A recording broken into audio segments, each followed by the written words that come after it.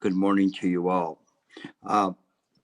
Today's lecture is, again, a work in progress. It's not always very easy to know what to talk about, not because of the lack of material, but the wealth of material, and to find what this group that's been listening to me needs or could benefit from.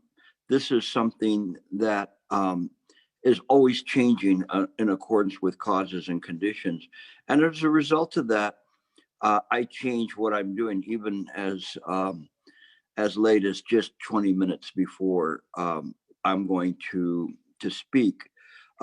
This is Chan101, and those of you who have been listening to it probably have never run into what I was talking about. Those who are listening, by and large, are way beyond beginners. But I didn't want to just talk about, okay, the Buddha, the Dharma, the Sangha, the 5 precepts, whatever, in a very superficial way. What I wanted to do was to give you something that you can benefit from and enhance your practice rather than just repeat what you already know. It's very easy to do that, but that takes you nowhere. When you listen and you listen with your heart, then the practice becomes you, and not the self, but just mind itself. This is why I talk about this as being mind work. Mind work is looking into mind, saying, what is mind? How does mind work? And this is something that Shakyamuni Buddha introduced to us right from the very first lessons in terms of that, and saying, oh, you know, there's suffering here. This suffering comes from this idea of clinging to this self, but there's a way out of it. And then the second lesson he taught was the 12 nidanas. Those I will not go into detail today. If you want to tune in tomorrow to my Monday night class, you will find that we're talking about a very, very deep subject there that's challenging to all the practitioners in terms of really challenging them to push out as to what they feel what the practice is. This is, even though it's Chan101, it is necessarily a little bit deeper than some of you have gone in your practice. Some of you, it's right where you should be. Others, it's things that you've heard before. But what I do is I try to give something for everyone, and to give a benefit to the beginner as well as the experienced practitioner. In this Chan101, it's impossible in the course of 4 hours to teach you everything about Chan. Just to even go through the names of the Chan masters would take time, and just try to identify them. But what I've tried to do is come up with what you could use in your practice to cultivate the practice and pursue the study of the practice. In the next group of the lectures, I will be talking more about the heart of Chan, and starting kind of almost in a historical way where Chan came from, how it was developed, what were the schools around it, the influences of it, and what it is. But this is today, the lecture is one that is going to try to go kind of like a prelude to that in terms of the heart of Chan, and looking right at what we think is the essence of it, in a way that's useful for you and will guide you towards further practice, in particular in your meditation. So as all along, I've been giving you hints and instructions on how to meditate and what the mind should be engaged in while we meditate. We always are told, just sit, don't think anything, but we have no idea, one, what is no thinking, and two, no, why do we do that? Why do we just might as well just take a nap? why do we just sit like that and sit so straight and start worrying about how much pain we're in because our back is straight and our legs are crossed? And Chan isn't anything like that. Chan is something that we are practicing with a mindfulness and an understanding, which we call right view, as to how to practice. Right view is 2 points. One of them is principle and the other is practice. And hopefully we'll have enough time to get into that today. But the principle is understanding how mind works. The practice is right view. In practice, actually, you're incorporating it into your practice so that you can practice in a proper way, not just simply sitting, like a rock on a log, absolutely doing nothing. So what I wanted to do is start out, and I ran across this, which is kind of one of my favorite Chan masters, and he comes late into the game in terms of Chan. And around the area of 1200 CE, he was his birth date or year is 1091 and passing away at 1157. And this is his master is Hongzi.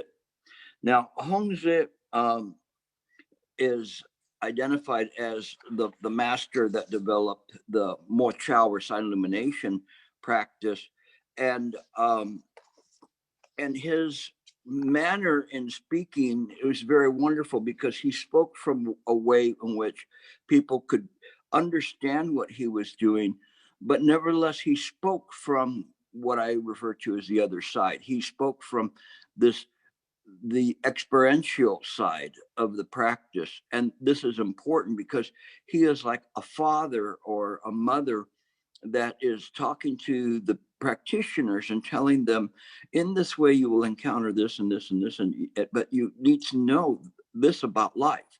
You need to do this before you go out. This is what you do. And so his description of mind is very wonderful. And of course, these are analogies, but nevertheless, these analogies are such that are quite beneficial to us if we use our heart. If we don't, then all we do is using the heart of a poet, and it sounds good, but it's not really the deepest essence of the practice. We need to go to the deepest aspect of this, and not just address it on a superficial level. So I will read what he says, and I'm going to read it through without any kind of a discussion or commentary on it, because I think the words are clear and are beneficial. This field of boundless emptiness is what exists from the very beginning. You must purify, cure, grind down, or brush away all tendencies that you have fabricated into apparent habits. Those tendencies are like clouds in our eyes. Then you can reside in the clear circle of brightness. Utter emptiness has no image. Upright independence does not rely on anything.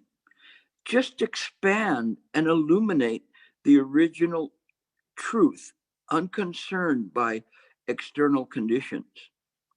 Accordingly, we are told to realize that not a single thing exists. In this field, birth and death do not appear. The deep source, transparent down to the bottom, can radiantly shine and can respond unencumbered to each speck of dust without becoming its partner. The subtlety of seeing and hearing transcends mere colors and sounds. The whole affair functions without leaving traces and mirrors without obscurations. Very naturally, mind and Dharma emerge and harmonize. Now, if I was going to really do this passage justice, I would spend an entire day talking about it. What I wanted you to do is feel it from your heart. Those of you who have been following me, especially on the Monday night class, you will see in Hongze's passage here, all of what I've been talking about. Everything is there. Everything is clear in terms of what he's talking about there's no birth and death, talking about this idea of not a single thing exists, that it's all there. And what he's doing is he's going and talking about the emptiness of everything, but it not in a dead emptiness, but an emptiness that reflects an understanding, an experiential side of emptiness. It's kind of interesting because I just read something from a Buddhist scholar that said that in the Nikayas, that there is a term.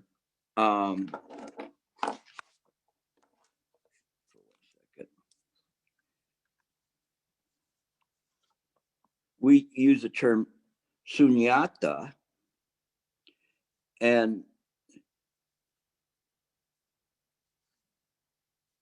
these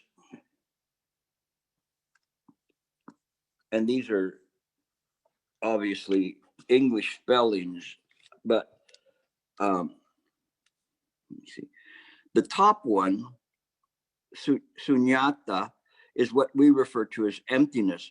The sunya is the noun saying, okay, this is emptiness. And the one on the bottom is suna. Now, the one on the bottom here, suna, appears substantially more in the sutras and the Nikayas than sunya. Suna is the act of doing, like an adverb, and the sunya is a noun.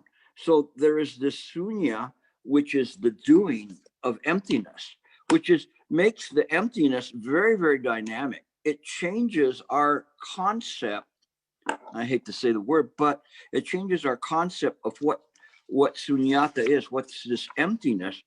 And it is at the very essence of the understanding of emptiness, that it is not, although it's void of any existence and non-existence, it nevertheless is mine. But when we say is mine, there's no is there. It's just nevertheless mind. Sometimes I have to say it in this way so that we do not get confused and think that mind is. Mind is what makes is of other things that appear within it. So suffering is mine. Joy is mine. Confusion is mine. Buddha is mine. Sentient beings is mine. But mine, that's it. That's as far as you go. And the words even took you too far down to the road of confusion. So we have to be able to perceive mind not from the point of view of the five skandha, but from mind itself. This is not an easy thing for us to do because of our habitual tendencies, but that's the whole purpose of our practice, is to kind of break down these habitual tendencies and be able to work through that and be able to see these in a clear way. Talking about that, 1 second. And even in the Pali Canon, and by the way, being Mahayana doesn't mean that we don't read the Pali Canon or we don't follow any of that. We have to explore all aspects of Buddha Dharma. It's just that we have more material to cover than the Theravadins. Just a real quick aside to that, and kind of a taste of what will come with the heart of Chan. The Theravadins means the study of the elders. And so they at some point decided to stop and say, okay, this is what the Buddha taught, and everything else that you guys are doing is additional. And so their canon, let's say, is the closest to what the Buddha taught, only to the extent that it was brought down in a verbal recordation until it was actually put into words many years after the Buddha's death. But in any case, the issue is it's still very important for us, and it's very consistent with what we practice. And you'll see this. So I just wanted to touch on a couple of points here. So in the Phenapindu Pama Sutra, it states that on close inspection, each of the 5 aggregates are seen as void, hollow, coreless. In the text of the contemplation is given, each aggregate is like a lump of foam, a water bubble, perception, mirage,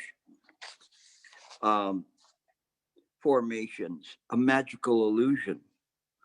And when we listen to that, we know, well, that was followed through with the Prajnaparamita Sutras, in particular, the Diamond Sutra, which talks about things in this way, as everything being an illusion. So this is very good in terms of this. And then it continues on in the Suna Sutra, which, remember, Suna is the active emptiness, as opposed to Sunya. And in the Suna Sutra, it says, it is said that the world is empty. The world is empty, Lord. In what respect is it said that the world is empty? The Buddha replied, insofar as it is empty of self or of anything pertaining to self, thus it is said. And this is an important aspect of this, where we talk about it's empty of self. It doesn't necessarily negate self, but what it does is says it's empty of that. It's empty of this idea that there's this individual personality or life and being. And this is a part that was then subsequently mirrored by the Shurangama Sutra, which looks at it and says, look, you can't find the idea of a mental consciousness of a life and being, which gave Ananda fits in terms of trying to establish where in fact does he think, and can he prove that? And the Buddha just completely using this process of reductio ab absurdum, reducing it down so to the point where he could not support any contention as to where he could find his mind. And so this is what we're doing when we're sitting to meditate. What we're doing is putting aside the notions of mind. When we sit, sometimes we can sit and we can make the environment go away. Sometimes we can make the body go away. Wow. And then what do we sit? I made my body go away. I feel so comfortable. This is wonderful. It's not the end product. You haven't gotten there. You've got to get out of that state, and you move forward from there. So let's read a little bit more about this and the emptiness in a meditative state. It is said to be reached when not attending to any themes. So when we're not attending, the mind is not attending to anything. So if you're sitting there going, this is wonderful, that's a theme. You're attending to it. You're allowing the mind to move. He who enters and remains in this internal empty, not a Chan themes. He enters and remains in its internal emptiness. This meditative dwelling is developed through the four formless states of meditation, or arupa jhanas. And then the term arupa, anytime you see a, that's kind of a negation, saying that whatever I'm going to say after this is not real or doesn't exist. Rupa is form. Jhanas is consciousness. So when it says there's a no form consciousness, so it's saying there's no consciousness there. And then through themeless concentration of awareness. Earlier, I had talked about wall gazing, or just gazing, mind gazing. And when we were gazing, we're not thinking about anything. No, it's kind of like when you're there and the mind just shuts down for a moment, and your friends go, Gilbert, are you there? Gilbert, are you there? But the mind is still there. It's clear. It's just disengaged from this flow of consciousness, but it's still perfectly there. It just didn't go to sleep. It's just aware. And so here, where they're talking about this themeless concentration of awareness, that's what I talk about all the time. You have to sit and be aware. You're not thinking, you're not attending to any themes. So this goes back, way back in terms of the practice, and it predates the Mahayana practice, and it's still there. It's in the Buddhist doctrine from very, very early on.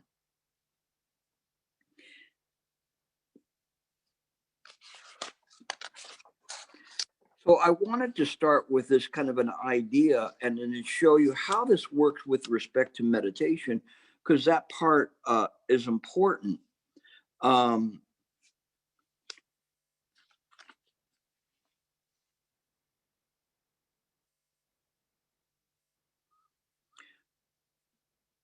In the practice of the Theravadins, their emphasis was on the reaching of nirvana, or attaining nirvana.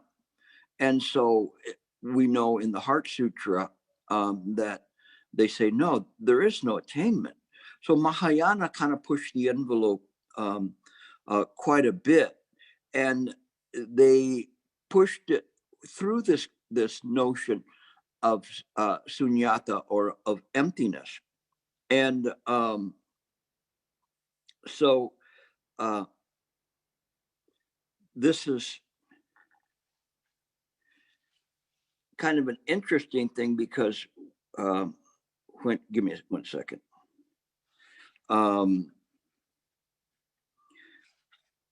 When we process this, what developed was through the Madhyamika school, this idea of what was called the Two Truths Doctrine. And the Two Truths Doctrine is called Satya. And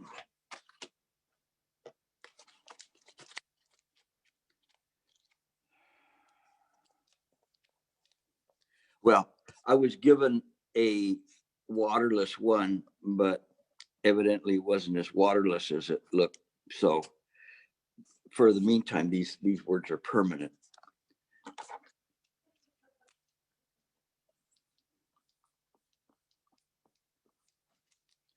The bottom one, Satya. That's the Two Truths Doctrine. And it's what's important about this is that the first part of that word, sat,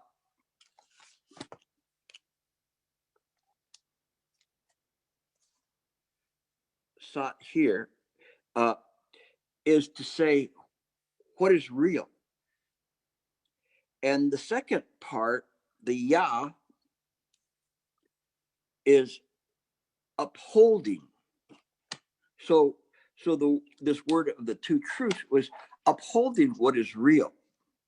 Now, in this formation of this Two Truths Doctrine, there is the idea of apparent reality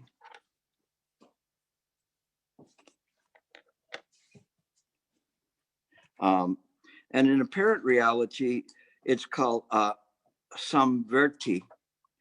And samverti is called a screen of ignorance. Very interesting, because this apparent reality that we have, you're seeing me, you're listening to me, all of this, nevertheless is ignorance. The truth is there, okay, but what it does is it creates a screen of ignorance to believe that this world is real. I knock on my head, I hear a sound. Okay. We look at things and say they're solid, whatever it is, but this is the apparent reality. But it really isn't. And then there's this is also known as a provisional existence, meaning that it's temporary, transitory, in terms of that. And in this, we see that it conceals the truth. And concealing the truth is that everything is pratika samapada. This apparent reality is governed by pratika samapada. Pratika samapada being causes and conditions never fail.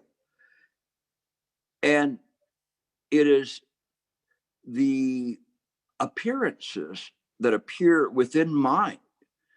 And we take these appearances, including the idea that I am thinking, I am seeing, any kind of a duality there, as to be real. So it's difficult for us to practice in our daily life when we hold on to the appearances. But the truth is that those appearances are not real. It's as if you were watching a TV set. You go, oh, this is so real. It's really a nail biter. I'm looking at it like that. But if somebody came by and they pressed the button, poof, it's gone. Where did it go? It was never there to begin with. But no, I felt it. I felt every single part when they were chasing after the person. I saw that when they were hugging each other. I could feel it. All of these things. You say, oh, but I could do that. But they're saying, press the button, boom, and there you're gone.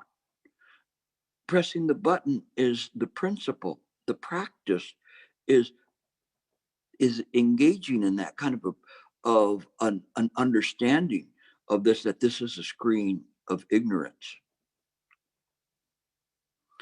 So you can tell your friends, Gilbert said that he's ignorant because he appeared on the screen. And that's probably true. So the other aspect of this is that because this apparent reality, it hides the emptiness of things. This emptiness is the wisdom. And it is why in the Heart Sutra, it was saying, no, none of this stuff exists.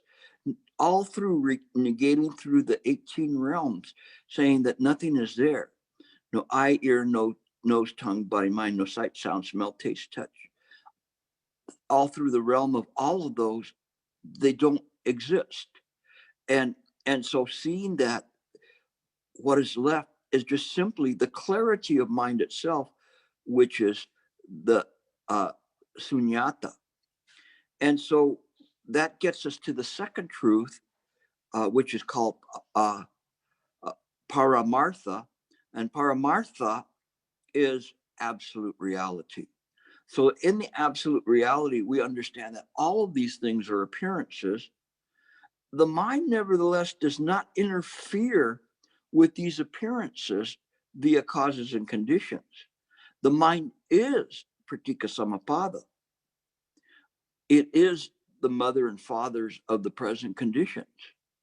It sees it clearly. There's nothing anywhere outside of mind on where one could say that there is an appearance or that there's anything that exists or there. So thus we understand birth and death are an illusion.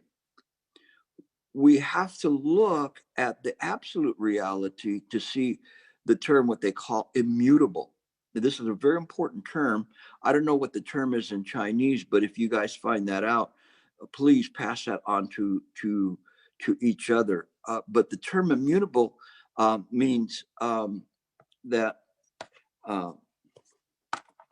see, everything is temporary. But in this immutability, it means it doesn't change. It doesn't go. It has never come, never gone. Sounds like what? Suchness, tathagata. Thus come one, thus gone one. It's just there. It's always there. And so it serves as the essence of all things. When someone asks, what is the essence of mind? We can only say mind is the essence of mind. What is the meaning of mind? Mind is the meaning of mind. We cannot go beyond this. We cannot say that there's something there or define mind in comparison to anything else. This is really important for us to practice in the proper way and understand this. If we cannot practice or understand this in the proper way, we have very little chance of having any kind of a deep realization in our practice. But if you really truly study this, if you accept it in your heart, if you can penetrate the sutras with this understanding, it'll open up to you. It'll open up. Right now it's like a lotus flower like this, but at least you have a lotus flower. But then it begins to open as you begin to practice more and more. It opens and opens and opens and opens. Leave you enough room just to plop yourself right down on top of the lotus. Not bad. There's no you there practicing, because that you are that lotus flower. What is the lotus flower? So when we see that, it is compassion.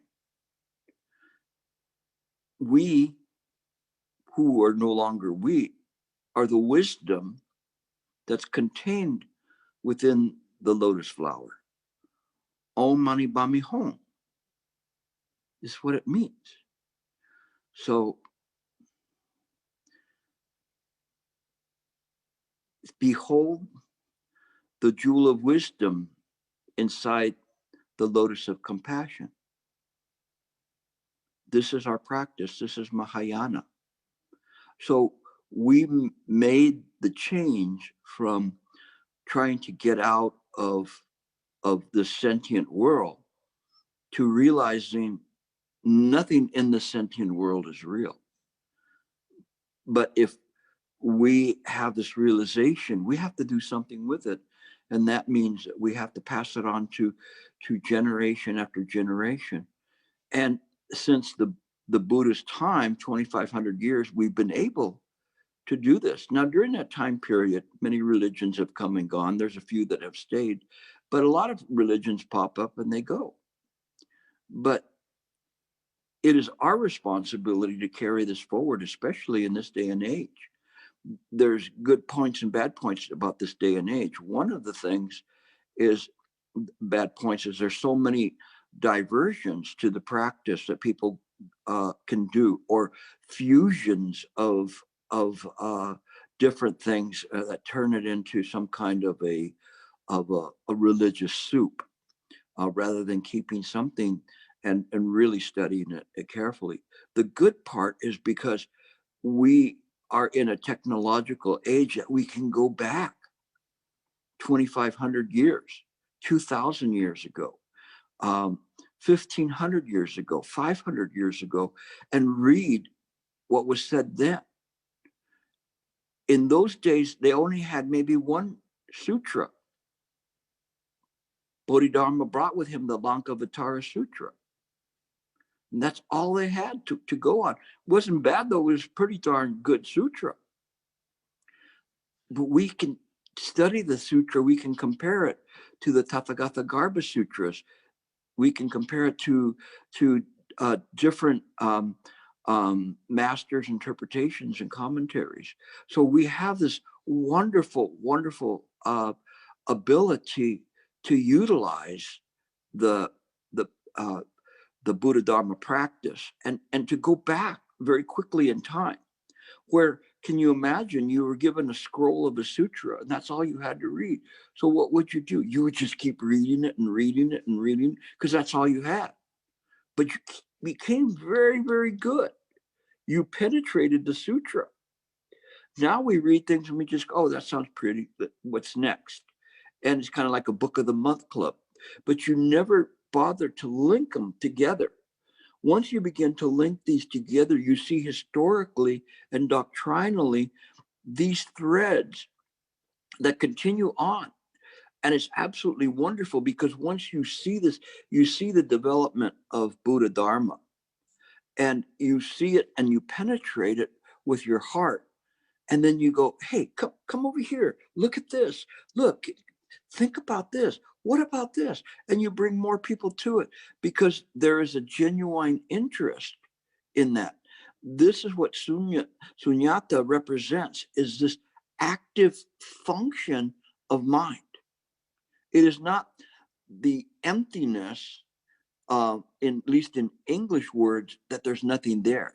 When we talk about the void, we should talk about the void as avoid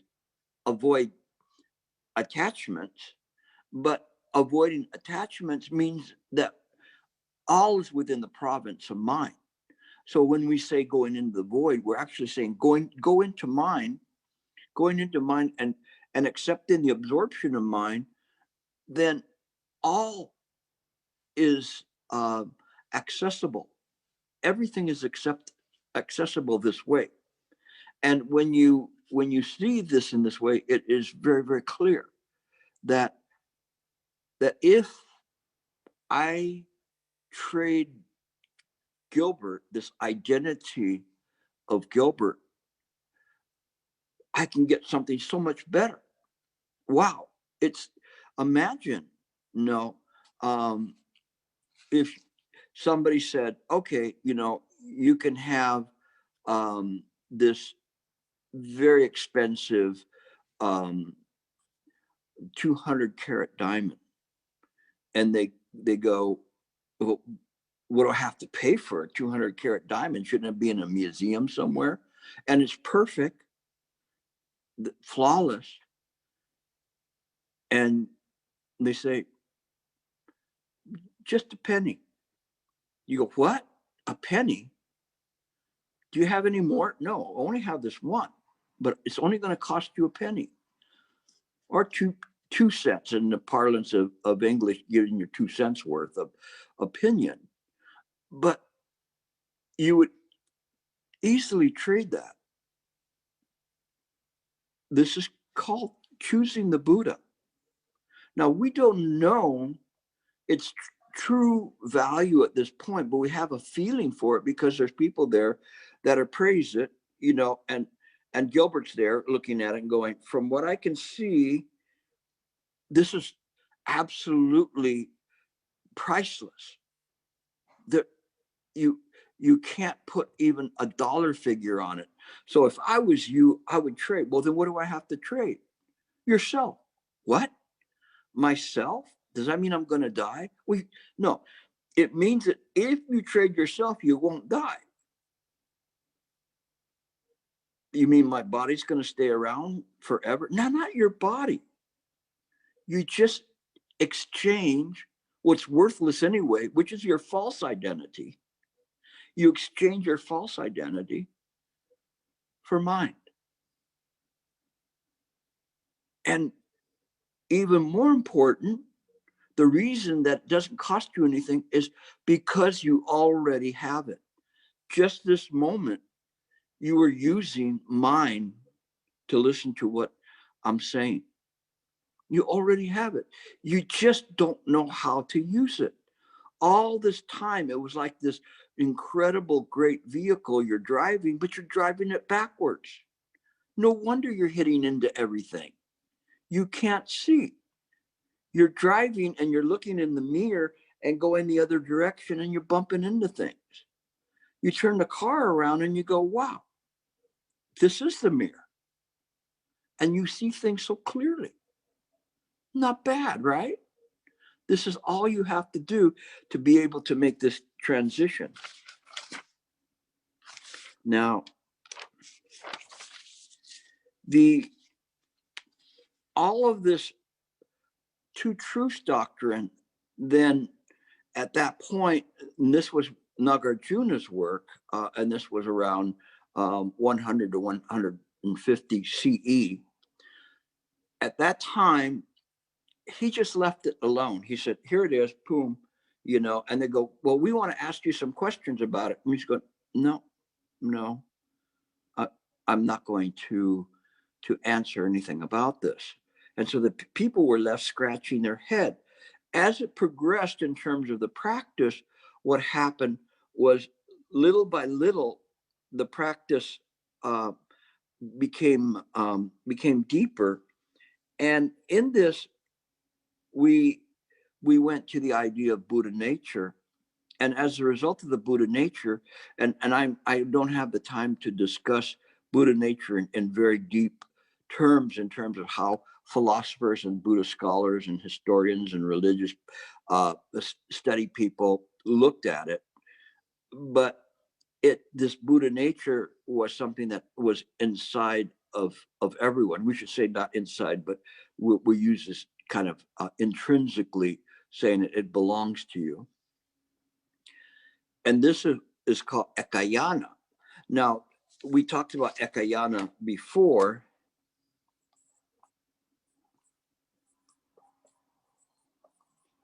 And I show you these words so you become familiar with them. And so when you see them, you won't be confused about it. And so Ekayana is one vehicle. So the one vehicle is just mine, the Buddha nature. And so then scholars said, aha, there you are. This is monistic. You have this one. And say, no, there's not even the one. Because in this, it's experiential. It is suna, the function. Wu Nian is another term you could say. I really wish I had more time to do this with you. I feel like I'm speed dating here. Trying to get you guys all so interested in what I'm doing, you know, that you want to come back for a second date. So if you do, just leave your phone number and I'll call you back. So in any case, this idea is a single vehicle, no longer just looking at the two truths. The two truths merge into the one, but the one merges into mind, this mind absorption. So what you're doing on the cushion is precisely that. You are trying to get to the point where even the self drops off. Now, it doesn't mean is there a self or no self. The Buddha never responded to that. It's an irrelevant question, because the question of that is of value is the question of the one vehicle, the Buddha nature. And in the mind absorption, that question, is there a self or no self, is not relevant. Just Angela, just to let you know, I'm going to go full time for an hour, and then we'll have questions after that. And like I say, I'm moving through the material very quickly, but I want to get through this if I can. Okay, now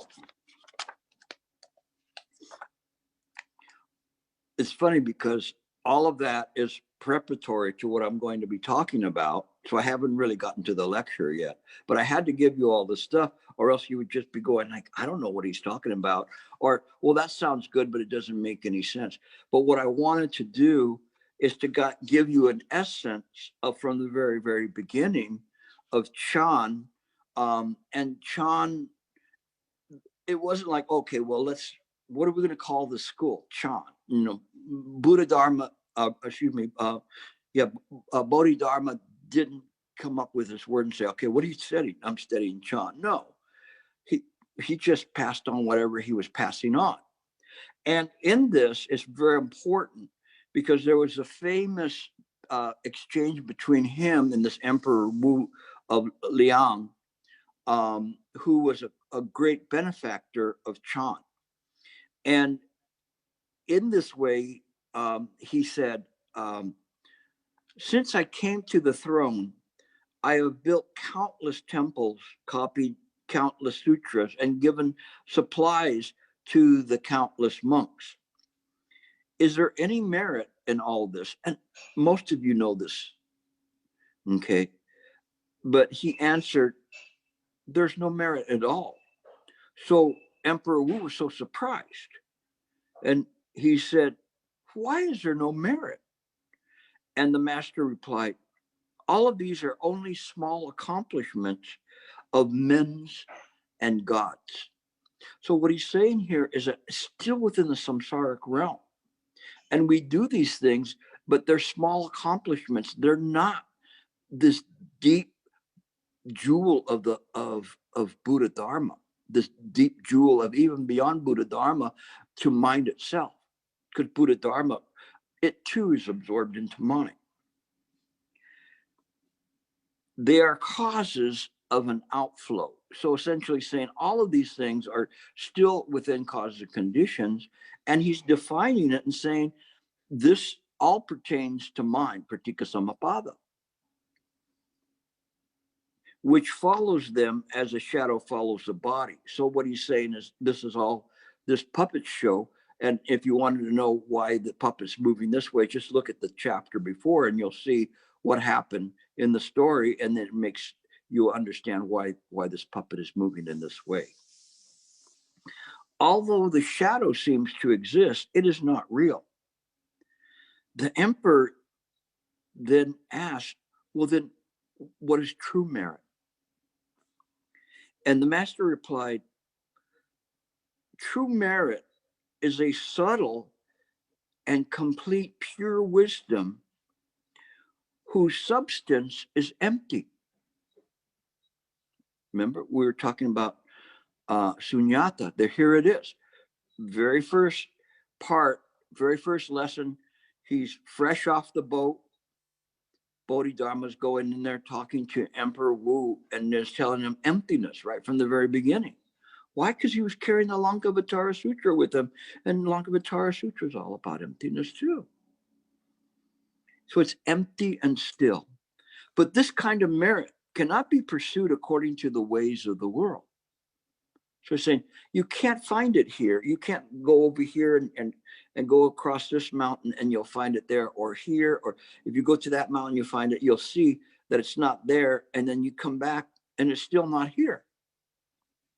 The emperor then asked, what is the first principle of the sage truth?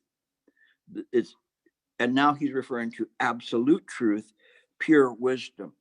So now he's going to it and saying, oh, all right, let's forget about apparent reality, smrti. Let's talk about paramartha, absolute reality. So what's the first principle of paramartha, this absolute truth? The master replied, vast emptiness with nothing sage-like in it. Finally, the emperor asked, well, then who is it that's before me? And the master said, I don't know. I don't know. This is one of the greatest teaching exchanges in the Buddha Dharma. Very, very incredible. And here you can see that this Chan school developing, but not creating, but simply resonating in Buddha Dharma that was already in existence. And so it's just simply passing this on. It's very incredible. Now, this was at this time period. This was in 500 CE, and I refer to CE as the modern references, but you could say 500 AD, ante Dios. But it's really during this time period. This is the modern time, I suppose.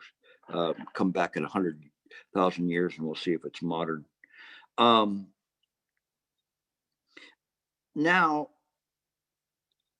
in the very short time period I have, I wanted to talk about Bodhidharma, and this will serve as a springboard for the next lectures in terms of the development of Chan and how it goes, because Bodhidharma was the first patriarch of Chan. And here he had essentially three teachings. The first one was the Lankavatara Sutra, which he gave to the second patriarch, Wake. And so he gave him these teachings and said, here, these are the teachings, they will help you. And what's important about these teachings is that they emphasize this single vehicle, and it was beneficial to Mahayana and as well as Yogacara studies, which is also Mahayana, but Yogacara of mind only. But it gave the understanding of what Buddha Dharma is, what mind is, which is very, very important.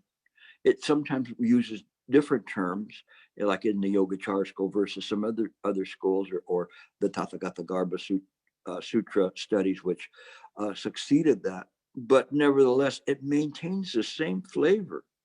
Chan is the flavor of Buddhism. Some people might not like that flavor. That's fine. But nevertheless, they should not disregard Chan and say Chan is not a Buddhist flavor. Au contraire, you do that, and that's why I present this the way I do, showing all the way back into the Pali Canon that Chan was there. All of these doctrinal parts existed back there to the time of the Buddha.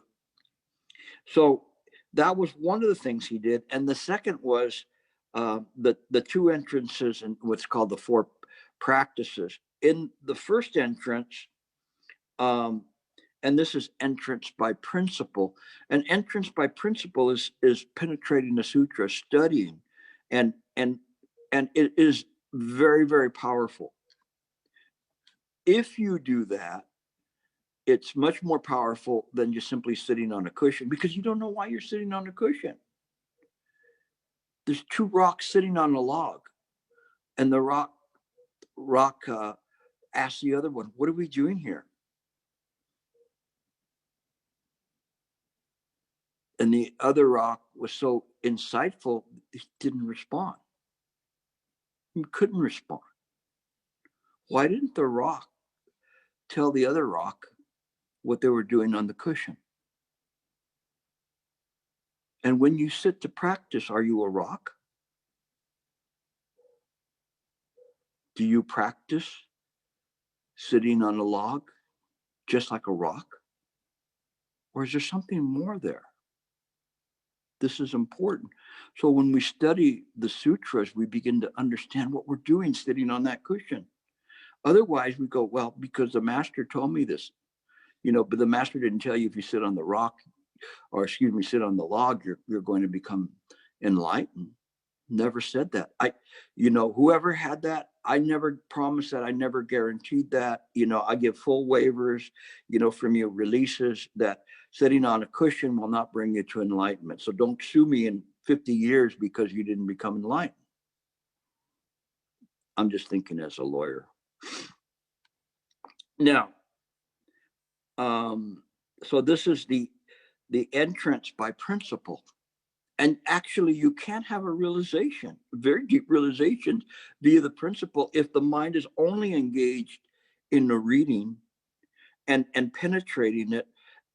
It is possible to simply just be absorbed by that beyond the words and the phrases. The second entrance by is the entrance by practice. And in this, we have to put down the idea of, and there's 4 practices within that. One of them, putting down the idea of hate, which is really picking and choosing, and suffering. And so it was said that during the immeasurable kalpas, I have abandoned what is fundamental and have followed the trivial. And so, although I have not committed evil in this lifetime, hopefully not too bad, my suffering is the fruit of offenses from past lives. Therefore, I undergo my suffering patiently and willingly because I caused it. So when we begin to see that, then we say, oh, I see. So from this practice, we understand everything that's appearing is in accordance with Pratika Samappada. And it says, because of one's intelligence, one can understand the real causes of suffering. If one's mind is awakened in this way, then whatever one does is in accord with the way. The second practice is acceptance of causes and conditions, very, very similar to this, but essentially saying whatever's appearing here is produced by conditions. Here, it's almost purely Pratika Samappada, seeing clearly what is appearing and understanding that there is a root cause. The root cause is ignorance.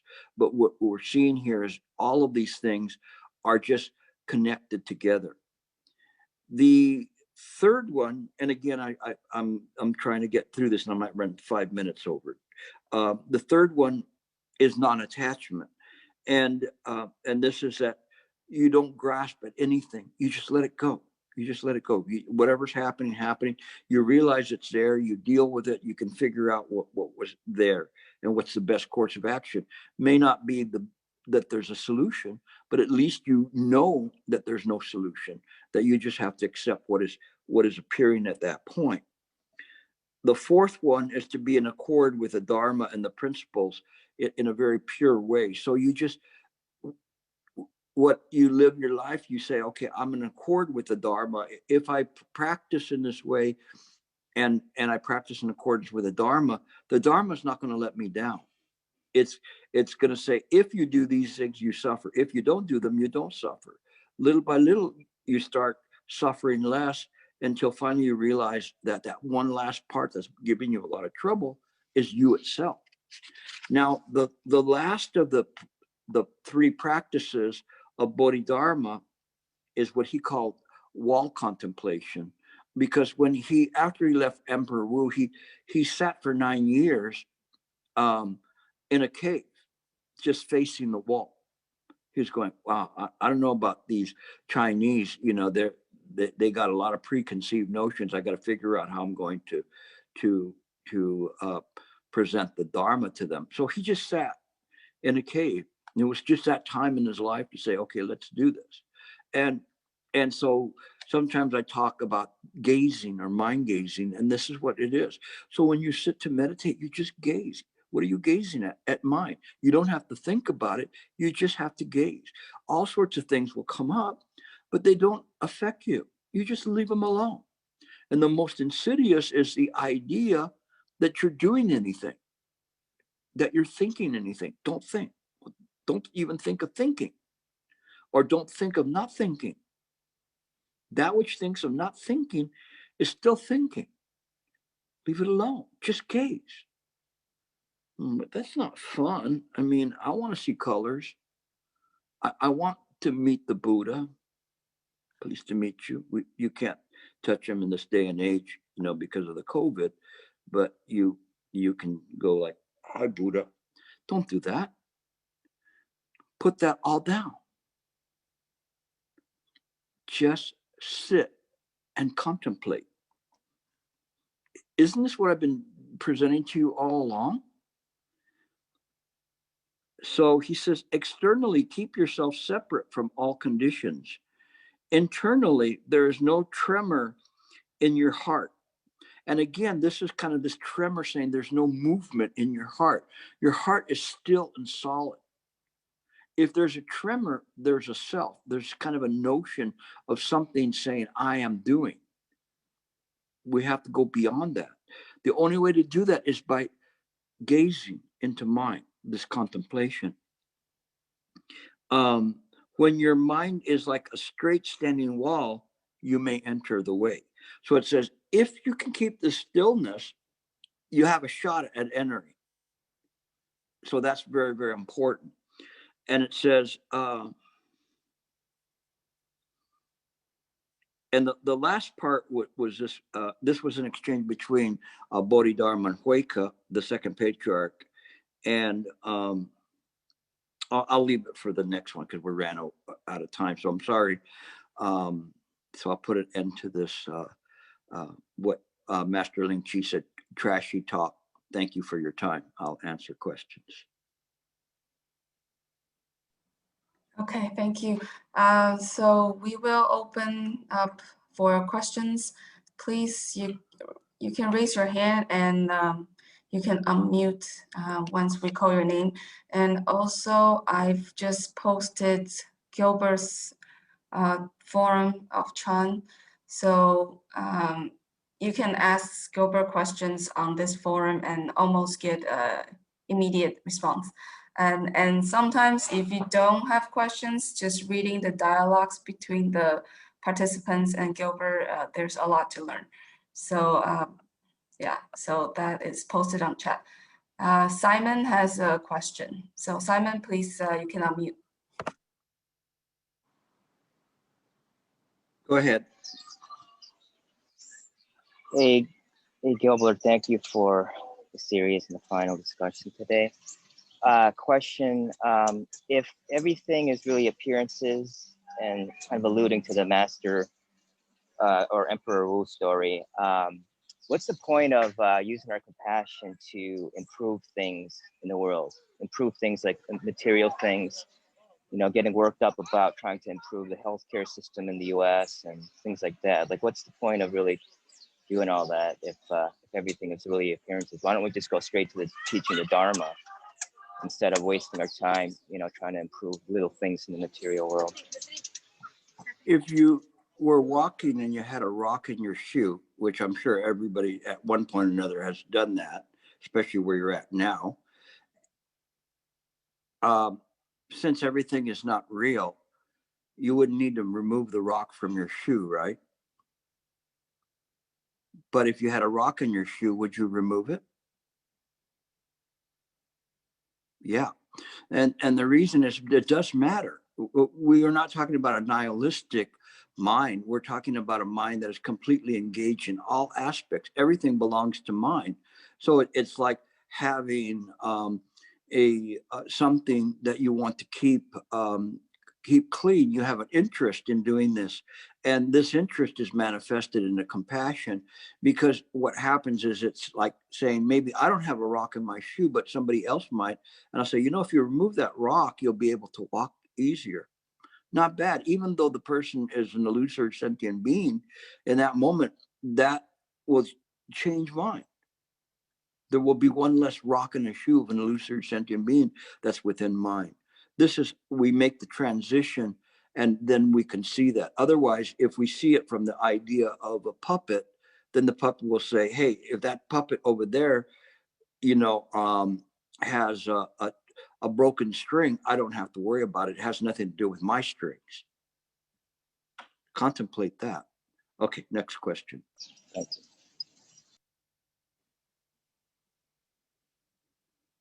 No questions? I must have gone too much into overtime.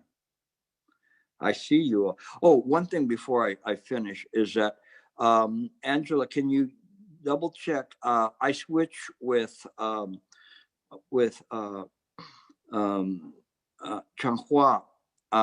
and I'm going to be starting up fairly quickly. I think maybe September 12th or something like that. She needs to stay in Taiwan for a little bit longer. So I agreed to start up again. So you're going to see my face a little bit earlier. But the good thing about that is you'll still have this fresh in your mind, so we can just continue on with this. So I believe the email says it's September 20th. Last time I checked, yeah. All right, I'll double So, check it. I thought it was yeah. earlier. Yes. I can So, check it. okay, thank you. And no other questions? Again, I invite you to tune in tomorrow. That's Nicholas has a question, but tune in tomorrow.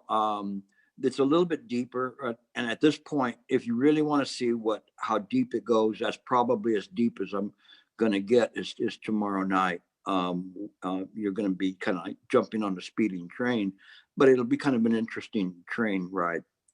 And so also I have the Mind Work Forum, and if you could post some links to that, you're welcome to be on that. There's a lot of exchange of information and teachings and questions there as well that can be posted. Okay, Nicholas.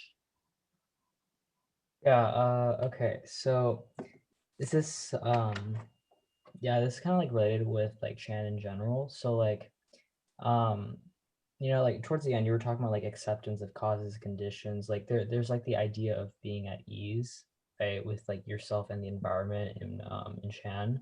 But the thing is, if you value being at ease, right, how do you like protect yourself from the world too, right? Because like the world isn't exactly like a super friendly place either. So like isn't there like a contradiction there where like how can you protect yourself from the world if you're also trying to be at ease with it? Well, you don't welcome crack addicts into your home, or thieves or scoundrels, whatever. But you don't necessarily separate yourself from them as well. Shifu used to say that if you find yourself on a pirate ship, be the best pirate you can be. And it's interesting in terms of how he talks about that and how he talks about this engagement.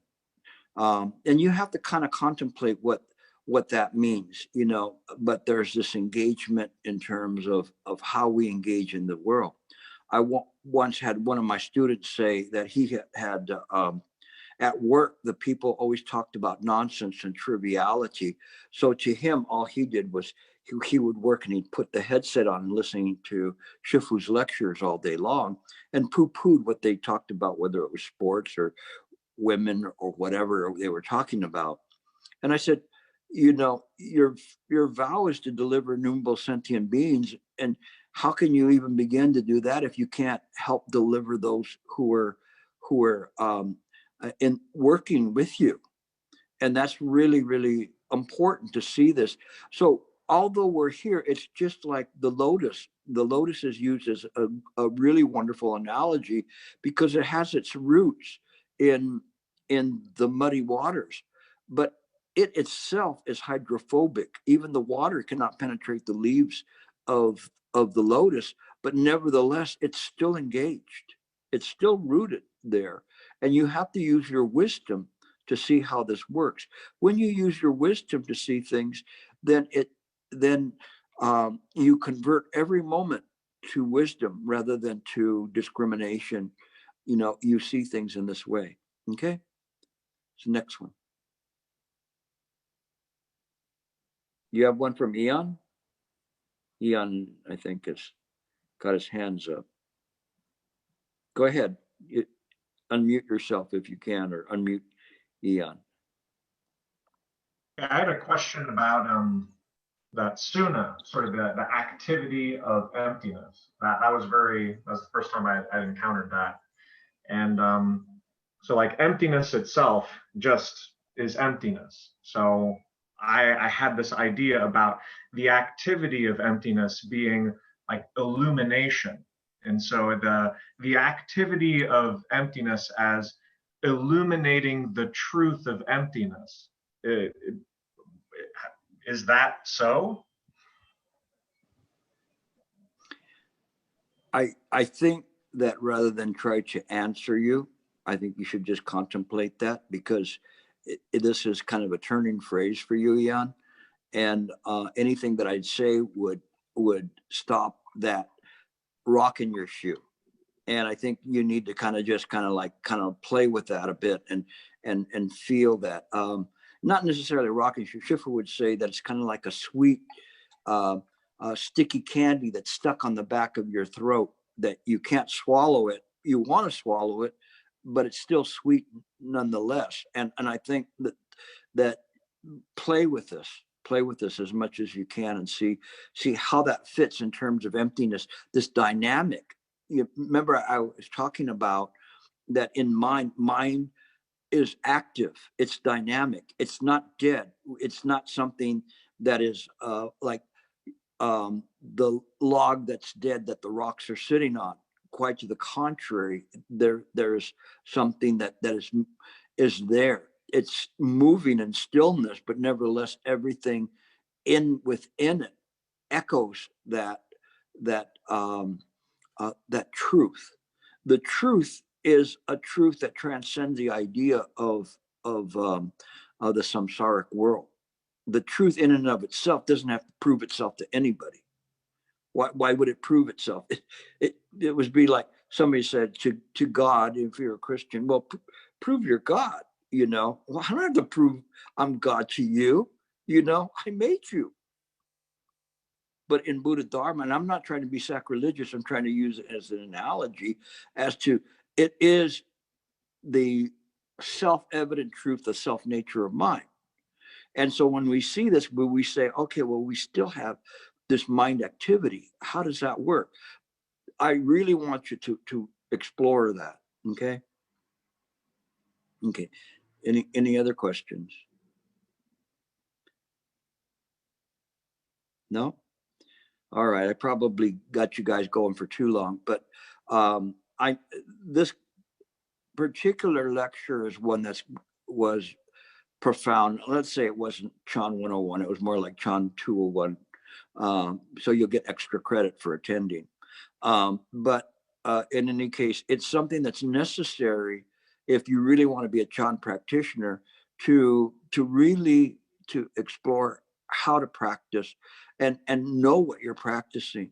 And it really hurts me, my heart, to see people who are really earnest in the practice, but yet have not been exposed to these deep, profound truths. So thank you very much for attending. Again, if you have questions, you can raise them on the Mindwork forum, and we'll see you the next time. Omitofo. Thank you, Gilbert. So the next lecture given by Gilbert will be on September 20th, and that will be 4 consecutive Sunday talks starting from 11 a.m. to 12 p.m. And that's the topics, the heart of Chan. And so that Zoom link is posted on CMC website. And if you're interested in attending Gilbert's Riverside Chan broadcast, the Zoom link is also posted on chat, so you can copy that. So thank you again. Everyone, please join Palm and bow. This will conclude.